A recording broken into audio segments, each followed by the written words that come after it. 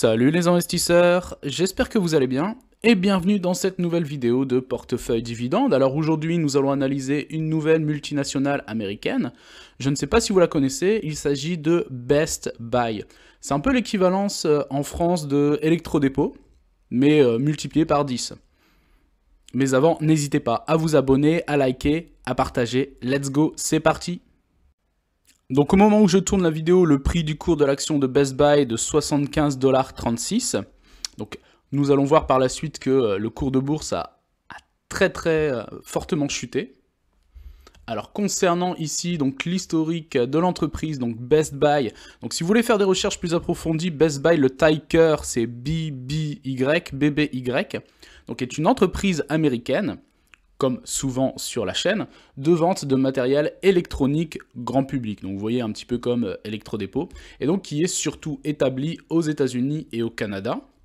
Et d'ailleurs, petite particularité, donc elle a été dirigée de 2012 à 2019 par Hubert Joly, donc c'est un Français qui est sorti de HEC,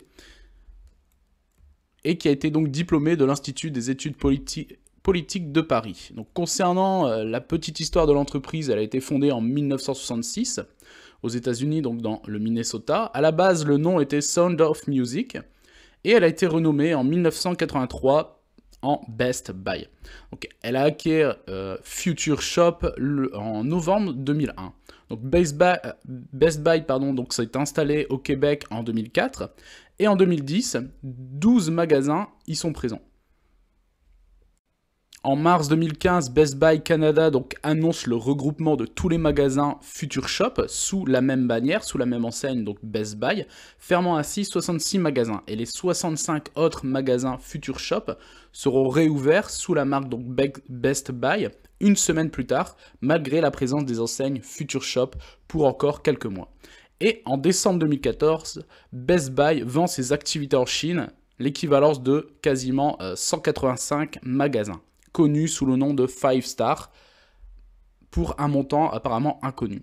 Et donc, dernière date, en août 2018, Best Buy annonce l'acquisition de GreedCall, une entreprise américaine spécialisée dans les services de santé pour 800 millions de dollars. Donc voilà un petit peu les dernières données qu'on a sur l'entreprise Best Buy. C'est pas une entreprise qui fait énormément parler d'elle, mais vous voyez, chose intéressante, c'est que donc l'entreprise, donc de base, son corps de métier, c'est tout ce qui est matériel électronique grand public, et on voit qu'il y a donc 5 ans en arrière, elle s'est investie dans le domaine des services de santé. Donc on voit que finalement avec les différentes filiales, l'entreprise peut s'étendre à travers différentes niches et différents domaines, et ça c'est assez positif. Donc voici quelques petites images de l'intérieur pour voir à quoi finalement ressemble Best Buy. Donc comme dit précédemment, c'est un peu comme tout ce qui est électrodépôt, Darty, boulanger, etc. Hop, hein, vous voyez, beaucoup d'électronique, d'électroménager, grand public, et voilà. Alors ici, donc nous sommes sur TradingView. Donc si vous voulez faire la même recherche, donc comme dit précédemment, BBY concernant le ticker de l'entreprise. Alors, on voit ici, donc je suis en mensuel, et vous voyez le cours de bourse depuis 1985-1986. Et en fait, ce cours de bourse me fait penser un petit peu à l'action, l'entreprise Home Depot. C'est-à-dire qu'en fait, depuis de nombreuses années, elle a eu une croissance qui est quand même très importante. Donc là, on voit, entre guillemets, de 97 jusqu'à 2006, pour un premier point haut passant de, on va dire, de 20 cents à l'époque, ce qui est juste phénoménal, 1 dollar entre 0,50 et 1 cent, pour partir 7 ans plus tard à un plus haut, un premier plus haut historique de quasiment 60 dollars. Et après on voit donc sans doute une surévaluation du prix pour redescendre, on va dire 6-7 ans plus tard, donc c'est-à-dire en janvier 2013, aux alentours des 12 dollars. Donc pour une première croissance en termes du prix du cours de bourse de l'entreprise, qui après rechute de 82%. Mais par contre, elle avait pris, partant de 1997 jusqu'à son premier plus haut en 2006, elle avait pris, tenez-vous bien, 3622% d'augmentation. C'est juste énorme. Donc on voit une première croissance, ensuite la baisse, et juste après, donc c'est-à-dire fin 2012, on repart à la hausse jusque dernièrement aux alentours des 125 dollars en 2022, avec une plus-value, une croissance de 900% du cours de bourse. Donc, et le plus haut a été atteint, on va dire ici, une mèche aux alentours des 140 dollars, mais ici, au niveau de la bougie en elle-même, 123 dollars sur le cours de bourse, c'était en novembre, fin d'année 2021 d'ailleurs, et après on voit une chute, donc là on est aux alentours des 75 dollars, et on voit donc une chute, si je prends la mèche, ça nous fait une chute de moins 50%. Donc cette entreprise, concernant sa croissance, me fait un peu penser à Home Depot, c'est-à-dire croissance fulgurante. Bon, là, elle chute quand même pas mal, ce qui finalement est plutôt intéressant, puisque je pense que c'est une entreprise qui est à son cours de bourse actuel qui est normal, elle n'est pas surévaluée ni sous-évaluée, je pense que c'est un prix d'action correct si on veut rentrer sur le marché, en tout cas sur cette entreprise. Donc en tout cas, pour résumer, concernant le cours de bourse à l'heure actuelle, je pense que le prix est plutôt correct et c'est peut-être un bon point d'entrée. Alors après, on ne peut pas savoir ce qui va se passer dans les mois et années à venir, surtout avec la conjoncture actuelle, mais dans tous les cas, par rapport à son plus haut historique, vous êtes à moins 50%, c'est-à-dire que pour moi, c'est un prix plutôt correct. On continue maintenant avec l'une des choses qui nous intéresse le plus, ce sont donc les dividendes. Donc ici, nous sommes sur dividende.com.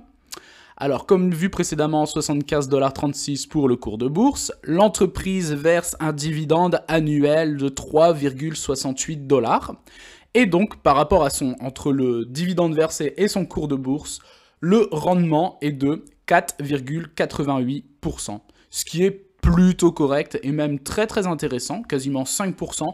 C'est plutôt intéressant en fait sur le secteur en général, puisque concernant le secteur discrétionnaire, on est sur le secteur confondu, donc toutes les entreprises du secteur discrétionnaire, on est à 1,89%. Donc le rendement de l'entreprise est très très intéressant.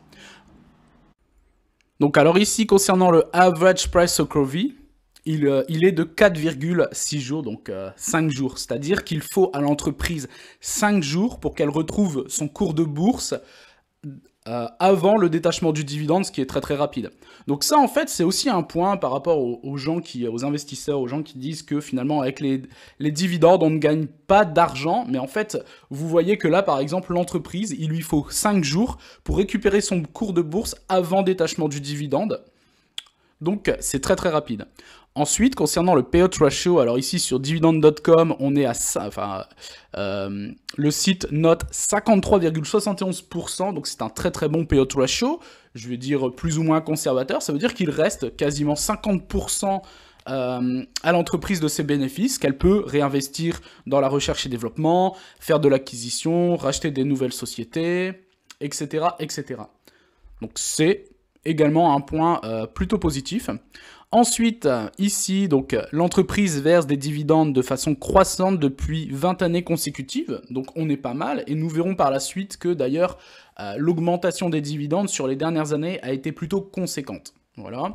Et concernant donc les dividendes versés, donc comme la majorité des sociétés aux États-Unis, elle est trimestrielle. Alors concernant maintenant les derniers versements de nos dividendes, donc le dernier versement du dividende de Best Buy a été effectué le 13 avril de cette année, qui était de 92 cents, et le prochain dividende sera versé le 6 juillet, donc très bientôt, pour également un montant de 92 cents. Alors on passe maintenant sur l'historique du coup du versement des dividendes, donc on voit, donc ici le dernier en date, qui a été déclaré, donc pour 92 cents également. Et donc, on voit, donc 2022, l'entreprise a versé 3,52 $ de dividendes. 2021, 2,80. Et donc, vous voyez, à chaque fois, chaque trimestre, quand l'entreprise verse ses dividendes, ici, c'est le nombre de jours qu'il faut à l'entreprise pour retrouver son cours de bourse. Et donc, vous voyez, 2 jours, 8 jours, 0 jours, le jour même en fait, 16 jours, 4 jours, 9 jours, c'est très très rapide. Donc ça veut dire que l'entreprise continue, dès qu'elle verse ses dividendes, elle continue à gérer du cash, de la trésorerie, à faire des ventes, du chiffre d'affaires, etc. Ensuite, 2020, 2,20 $. 2019, 2 $. 2018, 1,80 $. 2017, 1,36 $. 2016, 1,12 $. 2015, 92 cents. 2014, 72 cents. 2013, 68 cents. 2012, 66 cents. 2011, 62 cents. 2010, 58 cents. 2009, 56 cents. Donc on voit, donc ça fait, on va dire, ça fait minimum 20 années consécutives que l'entreprise verse des dividendes de façon croissante.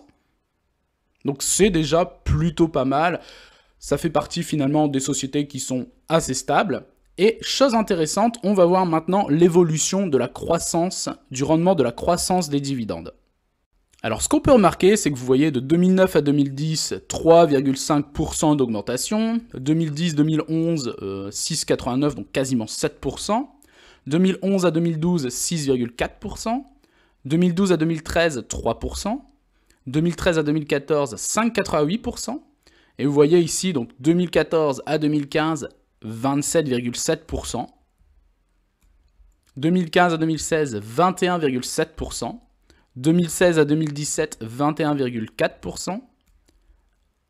Et là, ça augmente encore davantage, c'est juste énorme. 2017 à 2018, 32,3% d'augmentation du dividende, c'est juste énorme. Donc là, on redescend. 2018 à 2019, 11%. 2019 à 2020, 10%. 2020 à 2021, 27%. Et vous voyez, en fait, et clairement, là, on est pareil, 2021-2022, on est aux alentours des 20% également. Et en fait, c'est juste monstrueux sur les dernières années, la croissance du dividende. Donc, c'est positif d'un côté, mais d'un autre côté, l'entreprise, clairement, ne pourra pas se permettre sur les 5-10 prochaines années de tenir cette croissance des dividendes, clairement. Donc, l'entreprise, franchement, on va dire, c'est pas mal du tout, même très très important concernant la croissance des dividendes, sauf qu'elle ne peut pas la tenir, c'est clairement impossible, sur les 5-10 prochaines années. Donc le dividende en lui-même est très intéressant, pas forcément safe, secure, sur la croissance pour les prochaines années en fait. C'est-à-dire, je pense que clairement l'entreprise, avec son payout ratio, va continuer à verser des dividendes de façon croissante sur les 5-10 prochaines années, sauf erreur de ma part et forcément sauf contexte économique très particulier. Mais je pense que dans les années à venir, elle sera obligée de réguler et de réduire la croissance de ses dividendes. Et donc vous voyez, ce que je disais tout à l'heure, c'est que quand on prend le cours de bourse, on voit également, je faisais le comparatif avec Home Depot qui était quasiment pareil, et on voit également que sur la croissance des dividendes, Home Depot, si je ne dis pas de bêtises, était quasiment pareil aussi, avec des 15-20% de croissance du dividende, et clairement sur le long terme, c'est pas soutenable, parce que l'entreprise peut pas savoir à l'avance ce qui va se passer, donc voilà. Mais dans tous les cas, ça reste plutôt positif, et si elle fait ça, je pense que également l'entreprise sait être gérée de façon, parce que c'est carrément des multinationales, donc sont vraiment gérées de façon professionnelle. Alors ici, on continue l'analyse donc sur Morning, et donc très récemment, j'ai pris l'abonnement de Morning pour voir un petit peu concernant les différentes datas que Morning propose concernant la sûreté des dividendes, la croissance et plein d'autres statistiques à prendre en compte concernant les différentes analyses des entreprises. Donc là, ici, concernant le rendement, on est toujours sur 4,80, 4,95%. La sûreté du dividende, comme l'entreprise verse des dividendes de façon croissante déjà dans un premier temps depuis déjà une vingtaine d'années, la sûreté du dividende est noté 16. Donc, même si rien n'est sûr dans la vie, concrètement, là, ici, Morning note 16.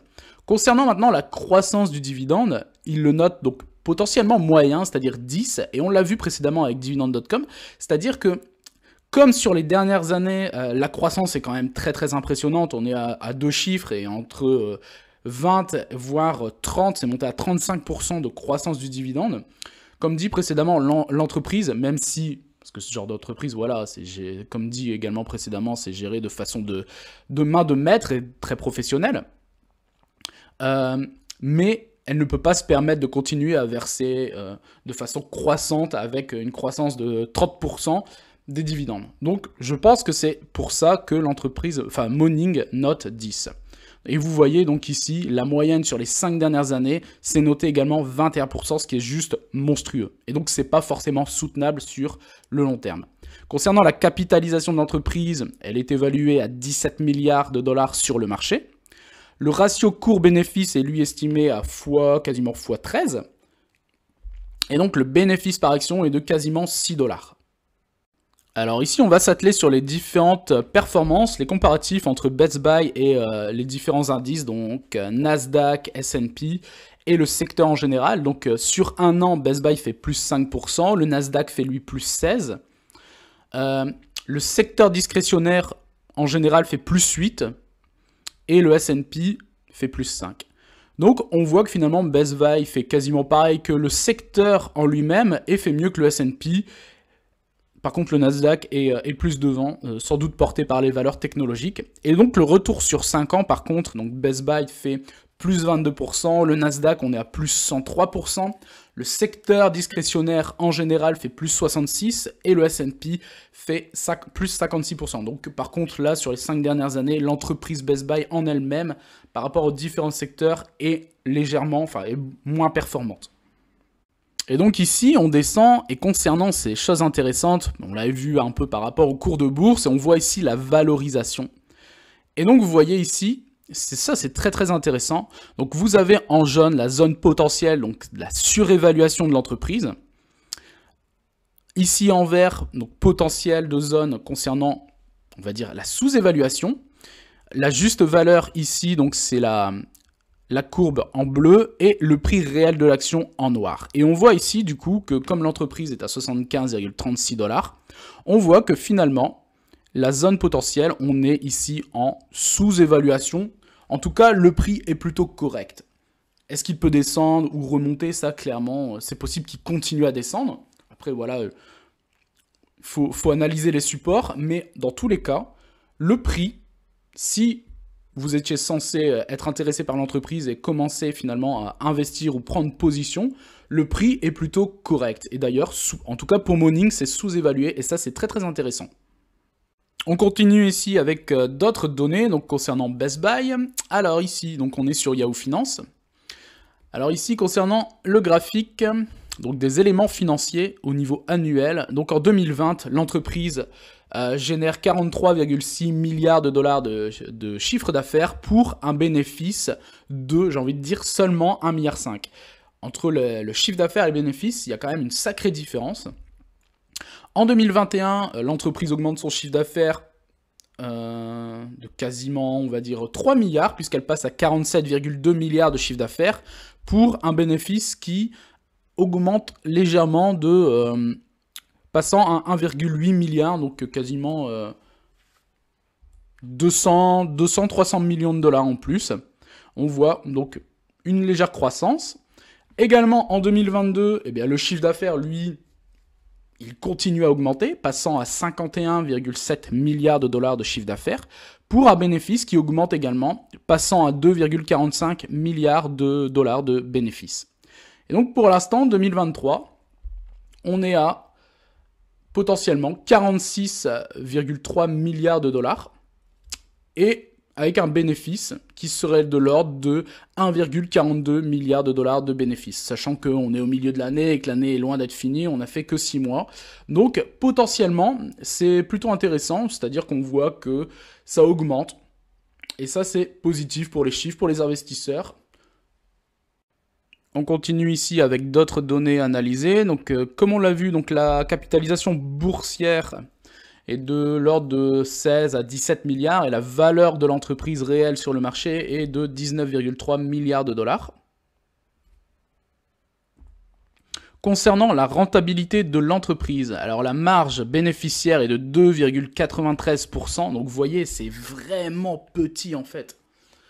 Et la marge d'exploitation est de, donc sur les derniers mois en fait, est de 3,95%. Concernant les rendements des actifs, il est de 7,44% et les rendements concernant les capitaux propres est de 47,55%. Donc ça, on l'a vu précédemment concernant le compte de résultat au niveau des recettes sur la dernière année, 45 milliards de dollars. Et donc le revenu par action, sur les derniers mois, en fait, il est estimé à 202,48 $ par action.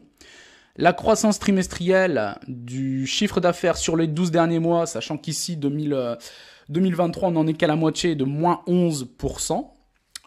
Et donc, vous voyez, le bénéfice brut est de quasiment 10 milliards de dollars en bénéfice brut.